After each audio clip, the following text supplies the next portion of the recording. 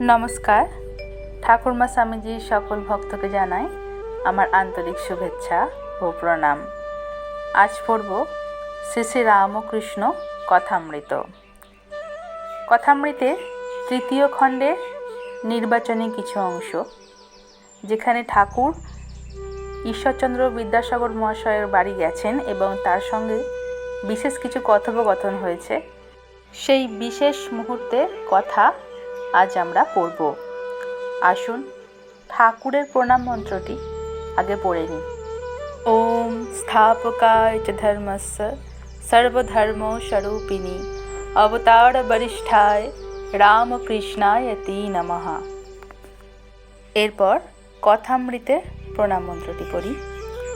তব কথামৃতম তপ্ত জীবনম কবিভিরীরিতম কল্মষাপহম শ্রবণমঙ্গলম শ্রীমদাততম ভুবি গিনন্তি ये ভূরিদা জনাঃ।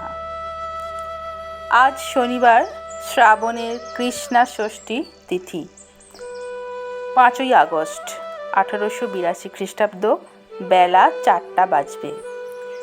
ঠাকুর শ্রী রামকৃষ্ণ কলকাতার রাজপথ দিয়া ঠিকা গাড়ি করিয়া বাদুরবাগানের দিকে আসিতেছেন। সঙ্গে ভবনাথ, হাজরা ও মাস্টার বিদ্যাসাগরের বাড়ি যাইবেন। ঠাকুরের জন্মভূমি হুগলি জেলার অন্তর্পাতি কামারপুকুর গ্রাম।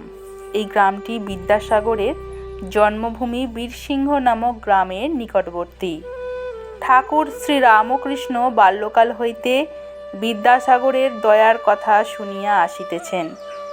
দক্ষিণেশ্বরে কালীবাড়িতে থাকিতে থাকিতে তাহার পাণ্ডিত্য ও দয়ার কথা শুনিয়া থাকেন। মাস্টার বিদ্যাসাগরের স্কুলে অধ্যাপনা করেন শুনিয়া তাহাকে বলিয়াছিলেন, আমাকে বিদ্যাসাগরের কাছে লইয়া যাইবে, আমার দেখিবার বড় সাধ হয়। মাস্টার বিদ্যাসাগরকে সেই কথা বলিলেন। বিদ্যাসাগর আনন্দিত হইয়া তাহাকে একদিন শনিবারে 4টের সময় সঙ্গে করিয়া আনিতে বলিলেন। একবার মাত্র জিজ্ঞাসা করিলেন, কীরকম পরমহংস, তিনি কি গেরুয়া কাপড় পরে থাকেন? মাস্টার বলিয়াছিলেন, আজ্ঞে না, তিনি এক অদ্ভুত পুরুষ। লাল পেরে কাপড় পরেন, জামা পরেন, বার্নিশ করা চটি জুতা পরেন। রাসমণির কালীবাড়িতে একটি ঘরের ভিতর বাস করেন। সেই ঘরে তক্তপোষ পাতা আছে, তাহার ওপর বিছানা, মশারি আছে, সেই বিছানায় শয়ন করেন। কোনো বাহ্যিক চিহ্ন নাই, তবে ঈশ্বর বই আর কিছুই জানেন না। অহর্নিশি তাহারই চিন্তা করেন। গাড়ি দক্ষিণেশ্বরের কালীবাড়ি হইতে ছাড়িয়াছে, পোল পার হইয়া শ্যামবাজার হইয়া ক্রমে আমহার স্ট্রিটে আসিয়াছে। ভক্তরা বলিতেছেন, এইবার বাদুরবাগানের কাছে আসিয়াছে। ঠাকুর বালকের ন্যায় আনন্দে গল্প করিতে করিতে আসিতেছেন। আমহার স্ট্রিটে আসিয়া হঠাৎ তাহার ভাবান্তর হইল, যেন ঈশ্বরাবেশ হইবার উপক্রম। গাড়ি রামমোহন রায়ের বাগান বাড়ির কাছ দিয়া আসিতেছে। মাস্টার ঠাকুরের ভাবান্তর দেখেন নাই, তাড়াতাড়ি বলিতেছেন, এইটি রামমোহন রায়ের বাটি। ঠাকুর বিরক্ত হইলেন, বলিলেন, এখন ওসব কথা ভালো লাগছে না। ঠাকুর ভাবাবিষ্ট হইতেছেন। বিদ্যাসাগরের বাটির সম্মুখে গাড়ি দাঁড়াইল। গৃহটি দ্বিতল, ইংরাজ পছন্দ জায়গার মাঝখানে বাটি ও জায়গার চতুর্দিকে প্রাচীর। বাড়ির পশ্চিম ধারে সদর দরজা ও ফটক। ফটকটি দ্বারের দক্ষিণ দিকে। পশ্চিমের প্রাচীর ও দ্বিতল গৃহের মধ্যবর্তী স্থানে মাঝে মাঝে পুষ্পবৃক্ষ। পশ্চিম দিকের নিচের ঘর হইয়া সিঁড়ি দিয়া ওপরে উঠিতে হয়। ওপরে বিদ্যাসাগর থাকেন। সিঁড়ি দিয়া উঠিয়াই উত্তরে একটি কামরা, তাহার পূর্ব দিকে হলঘর। হলের দক্ষিণ পূর্বে ঘরে বিদ্যাসাগর শয়ন করেন। ঠিক দক্ষিণে আরেকটি কামরা আছে। এই কয়টি কামরা বহুমূল্য পুস্তকে পরিপূর্ণ। দেওয়ালের কাছে সারি সারি অনেকগুলি পুস্তকাধারে অতি সুন্দর রূপে বাঁধানো বইগুলি সাজানো আছে। হল ঘরের পূর্ব সীমান্তে টেবিল ও চেয়ার আছে। বিদ্যাসাগর যখন বসিয়া কাজ করেন তখন সেইখানে তিনি পশ্চিমাস্য হইয়া বসেন। যাহারা পড়াশোনা করিতে আসেন তাহারাও টেবিলের চতুর্দিকে চেয়ারে উপবিষ্ট হন। টেবিলের ওপর লিখিবার সামগ্রী, কাগজ কলম, দোয়াত, ব্লটিং, অনেকগুলি চিঠিপত্র, বাঁধানো হিসাবপত্রের খাতা, দু চারখানি বিদ্যাসাগরের পাঠ্য পুস্তক রহিয়াছে দেখিতে পাওয়া যায়। ওই কাষ্ঠকাসনের ঠিক দক্ষিণের কামরাতে খাট বিছানা আছে, সেইখানেই ইনি শয়ন করেন। টেবিলের ওপর যে পত্রগুলি চাপা রহিয়াছে তাহাতে কি লেখা রহিয়াছে? কোনো বিধবা হয়তো লিখিয়াছে, আমার অপগণ্ড শিশু অনাথ, দেখিবার কেহ নাই, আপনাকে দেখিতে হবে। কেহ লিখিয়াছেন, আপনি খড়মাতার চলিয়া গিয়াছেন, তাই আমরা মাসোহারা ঠিক সময় পাই নাই, বড় কষ্ট হইয়াছে। কোনো গরিব লিখিয়াছে, আপনার স্কুলে ফ্রি ভর্তি হইয়াছি, কিন্তু আমার বই কিনিবার ক্ষমতা নাই। কেহ লিখিয়াছেন, আমার পরিবারবর্গ খেতে পাচ্ছে না, আমাকে একটি চাকরি করিয়া দিতে হবে। তার স্কুলের কোনো শিক্ষক লিখিয়াছেন, আমার ভগিনী বিধবা হইয়াছে, তাহার সমস্ত ভার আমাকে লইতে হইয়াছে, এ বেতনে আমার চলে না। হয়তো কেহ বিলাত হইতে লিখিয়াছেন, আমি এখানে বিপদগ্রস্ত, আপনি দিনের বন্ধু, কিছু টাকা পাঠাইয়া আসন্ন বিপদ হইতে আমাকে রক্ষা করুন। কেহ বা লিখিয়াছেন, অমুক তারিখে সালিসের দিন নির্ধারিত, আপনি সেদিন আসিয়া আমাদের বিবাদ মিটাইয়া দেবেন। ঠাকুর গাড়ি হইতে অবতরণ করিলেন। মাস্টার পথ দেখাইয়া বাটির মধ্যে লইয়া যাইতেছেন। উঠানে ফুলগাছ, তাহার মধ্য দিয়া আসিতে আসিতে ঠাকুর বালকের ন্যায় বোতামে হাত দিয়া মাস্টারকে জিজ্ঞাসা করিতেছেন, জামার বোতাম খোলা রয়েছে, এতে কিছু দোষ হবে না? গায়ে একটি লং ক্লথের জামা, পরনে লাল পেরে কাপড়, তাহার আঁচলটি কাঁধে ফেলা, পায়ে বার্নিশ করা চটি জুতা। মাস্টার বলিলেন, আপনি ওর জন্য ভাববেন না, আপনার কিছুতে দোষ হবে না, আপনার বোতাম দেবার দরকার নাই। বালককে বুঝাইলে যেমন নিশ্চিন্ত হয়, ঠাকুরও তেমনি নিশ্চিন্ত হইলেন। সিঁড়ি দিয়া উঠিয়া একেবারে প্রথম কামরাটিতে উঠিবার পর ঠিক দক্ষিণের কামরাটিতে ঠাকুর ভক্তগণ সঙ্গে প্রবেশ করিতেছেন। বিদ্যাসাগর কামরার উত্তর পার্শ্বে দক্ষিণাস্য হইয়া বসিয়া আছেন। সম্মুখে একটি চারকোনা লম্বা পালিশ করা টেবিল, টেবিলের পূর্বধারে একখানি পিছন দিকে হেলান দেয়া বেঞ্চ, টেবিলের দক্ষিণ পার্শ্বে ও পশ্চিম পার্শ্বে কয়েকখানি চেয়ার। বিদ্যাসাগর দু একটি বন্ধুর সহিত কথা কহিতেছেন। ঠাকুর প্রবেশ করার পর বিদ্যাসাগর দণ্ডায়মান হইয়া অভ্যর্থনা করিলেন। ঠাকুর পশ্চিমাস্য টেবিলের পূর্ব পার্শ্বে দাঁড়াইয়া আছেন, বাম হস্ত টেবিলের ওপর, পশ্চাতে বেঞ্চখানি। বিদ্যাসাগরকে পূর্ব পরিচিতের ন্যায় এক ও দৃষ্টে দেখিতেছেন ও ভাবে হাসিতেছেন। বিদ্যাসাগরের বয়স আন্দাজ 62-63, অর্থাৎ 62 কিংবা 63। ঠাকুর শ্রীরামকৃষ্ণ অপেক্ষা 16 থেকে 17 বছর বড় হইবেন। পরনে থান কাপড়, পায়ে চটি জুতা, গায়ে একটি হাত কাটা ফ্ল্যানেলের জামা, মাথায় চতুষ্পার্শ্ব উড়িষ্যাবাসীদের মতো কামানো। কথা কহিবার সময় দাঁতগুলি উজ্জ্বল দেখিতে পাওয়া যায়, দাঁতগুলি সমস্ত বাঁধানো। মাথাটি খুব বড়, উন্নত ললাট ও একটু খর্বাকৃতি, ব্রাহ্মণ, তাই গলায় উপবীত। বিদ্যাসাগরের অনেক গুণ। প্রথম, বিদ্যা অনুরাগ। একদিন মাস্টারের কাছে এই বলতে বলতে সত্য সত্য কেঁদেছিলেন, আমার তো খুব ইচ্ছা ছিল যে পড়াশোনা করি, কিন্তু কই তা হলো, সংসারে পড়ে কিছুই সময় পেলাম না। দ্বিতীয়, দয়া সর্বজীবে। বিদ্যাসাগর দয়ার সাগর। বাছুরেরা মায়ের দুধ পায় না দেখিয়া নিজে কয়েক বৎসর ধরিয়া দুধ খাওয়া বন্ধ করিয়াছিলেন। শেষে শরীর অতিশয় অসুস্থ হওয়াতে অনেক দিন পরে আবার ধরিয়াছিলেন। গাড়িতে চড়িতেন না, ঘোড়ার নিজের কষ্ট বলিতে পারে না। একদিন দেখিলেন একটি মুটে কলেরা রোগে আক্রান্ত হইয়া রাস্তায় পড়িয়া আছেন। কাছে ঝাঁকাটা পড়িয়া আছে। দেখিয়া নিজে কোলে করিয়া তাহাকে বাড়িতে আনিলেন ও সেবা করিতে লাগিলেন। তৃতীয় হল স্বাধীনতা প্রিয়তা। কর্তৃপক্ষদের সঙ্গে একমত না হওয়াতে সংস্কৃত কলেজের প্রধান অধ্যক্ষের কাজ ছাড়িয়া দিলেন। চতুর্থত হল লোকাপেক্ষা করিতেন না। একটি শিক্ষককে ভালোবাসিতেন, তাহার কন্যার বিবাহের সময় নিজে আইবুড়ো ভাতের কাপড় বগলে করে এসে উপস্থিত। পঞ্চম হল মাতৃভক্তি ও মনের বল। মা বলিয়াছেন, ঈশ্বর, তুমি যদি এই বিবাহে না আসো তাহলে আমার ভারী মন খারাপ হবে। ঈশ্বরচন্দ্র বিদ্যাসাগর মহাশয়ের ভ্রাতার বিবাহের কথা হচ্ছে এখানে। তাই কলকাতা হইতে হাঁটিয়া গেলেন। পথে দামোদর নদী, নৌকা নাই, সাঁতার দিয়া পার হইয়া গেলেন। সেই ভিজা কাপড়ে বিবাহ রাত্রেই বীরসিংহায় মায়ের কাছে গিয়া উপস্থিত। বলিলেন, মা, এসেছি।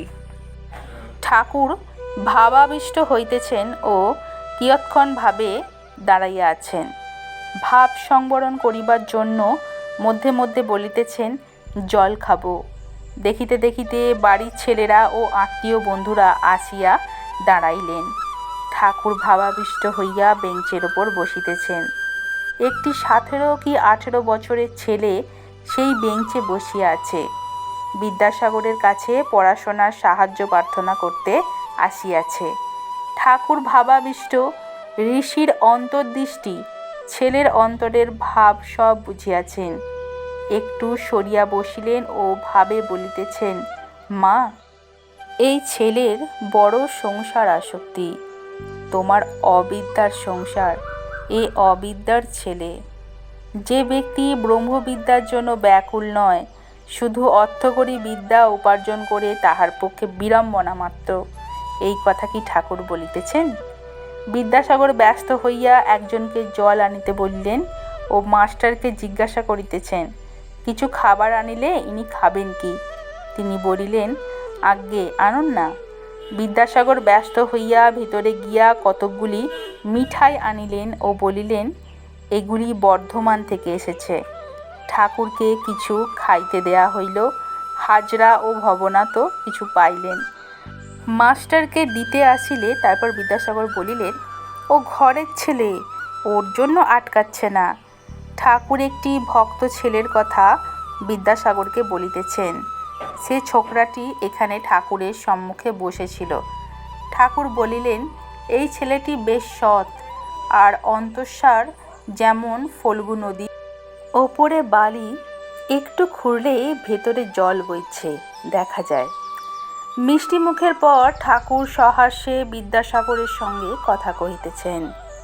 দেখিতে দেখিতে এক ঘর লোক হইয়াছে, কেহ উপবিষ্ট, কেহ বা দাঁড়াইয়া। শ্রীরামকৃষ্ণ, আজ সাগরে এসে মিললাম। এতদিন খাল, বিল, হদ্দ, নদী দেখেছি, এইবার সাগর দেখছি। সকলের হাস্য। বিদ্যাসাগর সহাস্যে, তবে নোনা জল খানিকটা নিয়ে যান। হাস্য। শ্রীরামকৃষ্ণ, না গো, নোনা জল কেন? তুমি তো অবিদ্যার সাগর নও, তুমি যে বিদ্যার সাগর। সকলের হাস্য। তুমি ক্ষীর সমুদ্র। সকলের হাস্য। বিদ্যাসাগর, তা বলতে পারেন বটে। বিদ্যাসাগর চুপ করিয়া রহিলেন।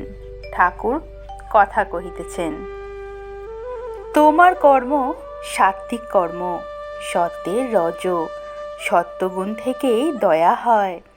দয়ার জন্য যে কর্ম করা যায় সে রাজসিক কর্ম বটে, কিন্তু এই রজগুণ সত্যের রজগুণ, এতে দোষ নাই।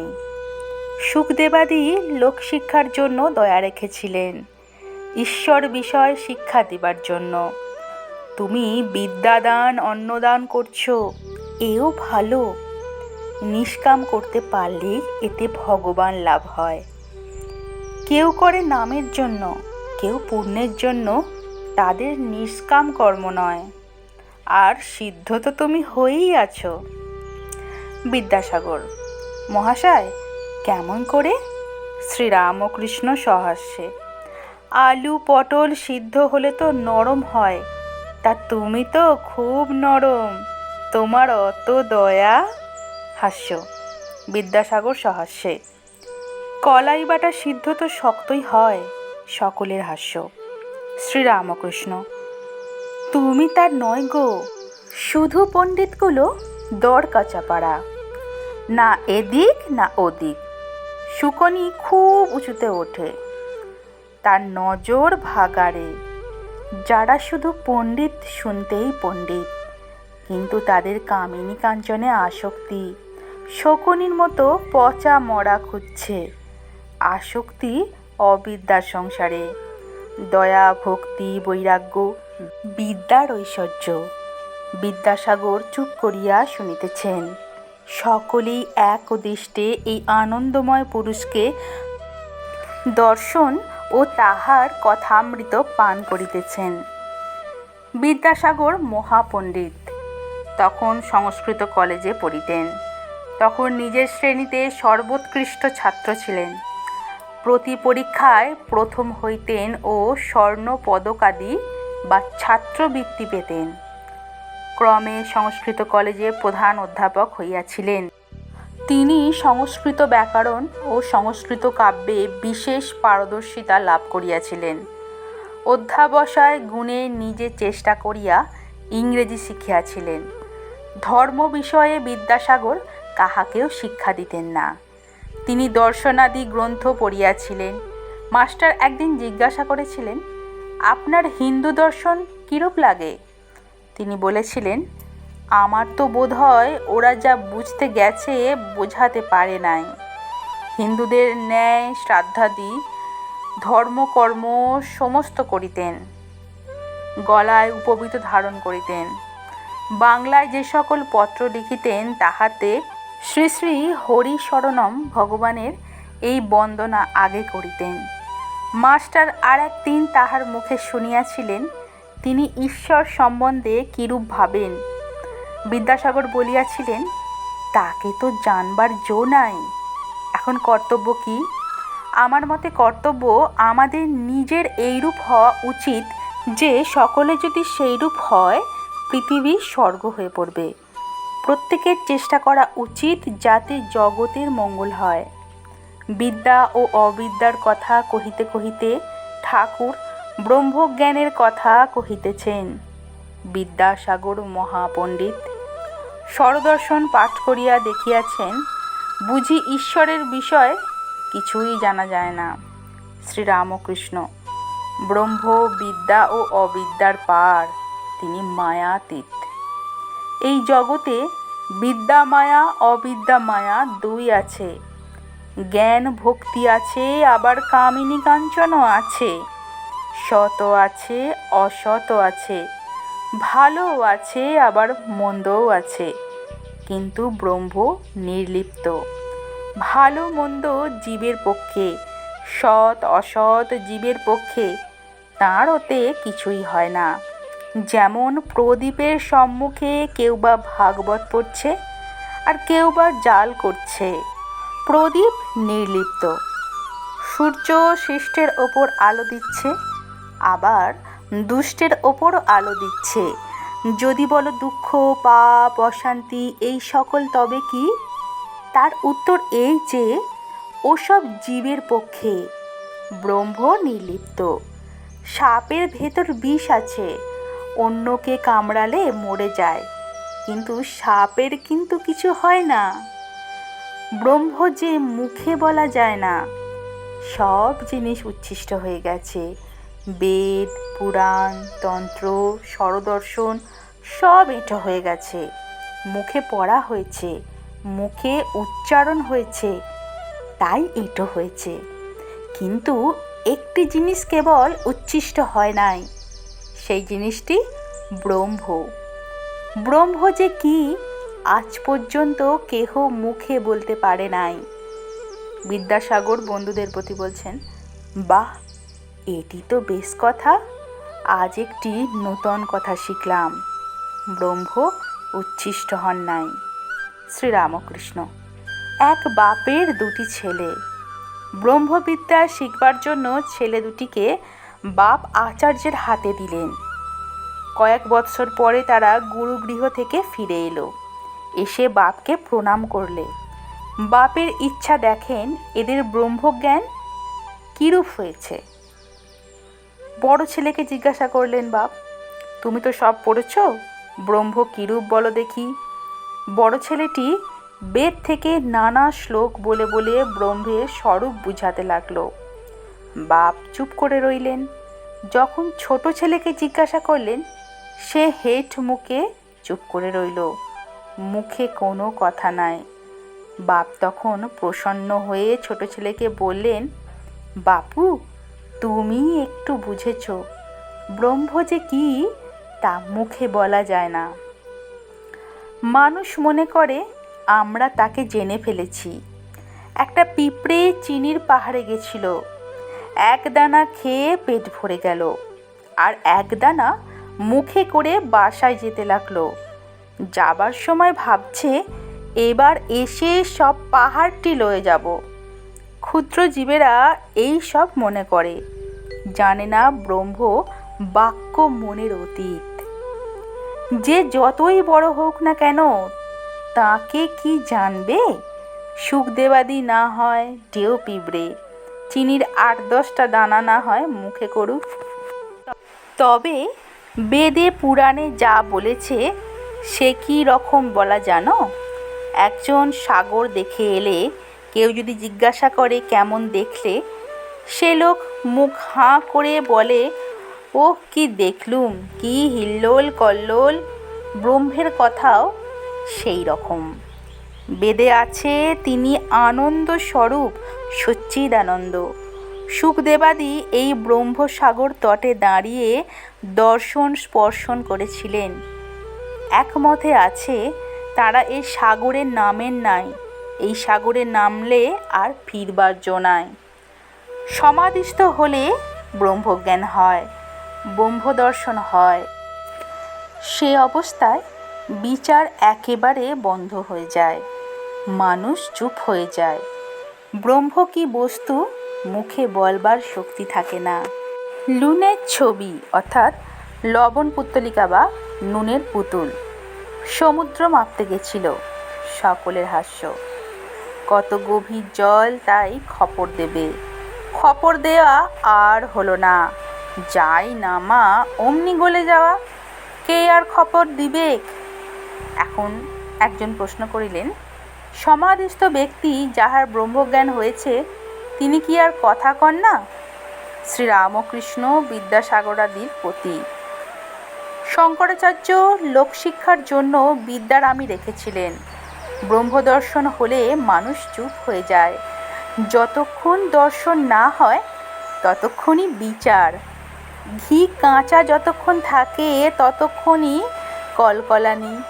পাকা ঘির মধ্যে কোনো শব্দ থাকে না, কিন্তু যখন পাকা ঘিয়ে আবার কাঁচা লুচি পড়ে তখন আবার একবার ছ্যাঁক কলকল কলকল করে।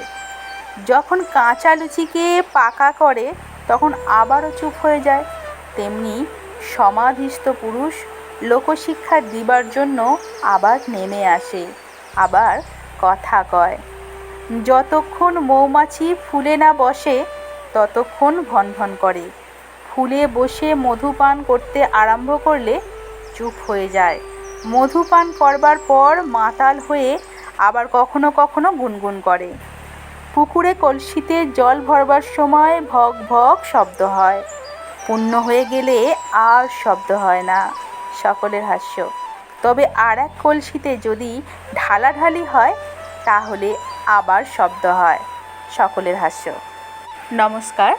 আজকের কথামৃত পাঠ আমরা এখানেই সমাপ্ত করছি। ভগবান শ্রী রামকৃষ্ণের সঙ্গে যখন বিদ্যাসাগরের মিলন হয়, এই কথোপকথনটি একটু দীর্ঘ, তো সেক্ষেত্রে আমরা ভাবছি এটি দুটি পাঠে পড়ব। এটি প্রথম পাঠ আর দ্বিতীয় পাঠটি আবার এর পরে একদিন দেবো। তো আশা করি আপনাদের সকলের ভালো লেগেছে। ঠাকুরমা স্বামীজির কৃপায় আপনারা সকলে ভালো থাকুন, সুস্থ থাকুন ও আনন্দে থাকুন। জয় রামকৃষ্ণ, জয় মা, জয়তু স্বামীজি মহারাজ। ধন্যবাদ।